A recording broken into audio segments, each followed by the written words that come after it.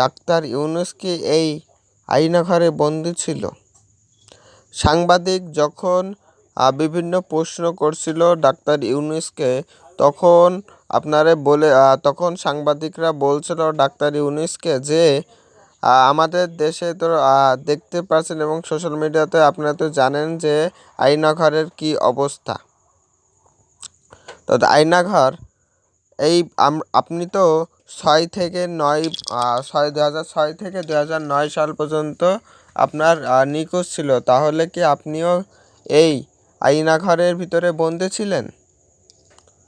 তখন ডাক্তার ইউনূস বলল, থাক পুরনো কথায় না যাই। তাহলে বুঝতে পারছেন, থাক পুরনো কথা না যাই এই কথাটার মানে কি? তাহলে তো আপনারা ইতিমধ্যে বুঝে গিয়েছেন। ডাক্তার ইউনূস কি তাহলে দেশের সরকার হয়েও কি এখনো ভয় পাচ্ছে শেখ হাসিনাকে? তাহলে আমাদের দেশের অবস্থা এখন কোন বিপক্ষে দাঁড়িয়েছে? তো তাহলে ডাক্তার ইউনূসও এই কথার মানে বোঝা যাচ্ছে যে ডাক্তার ইউনূসও এই আয়না ঘরের ভিতরে বন্দী ছিল 2006 থেকে 2009 সাল পর্যন্ত।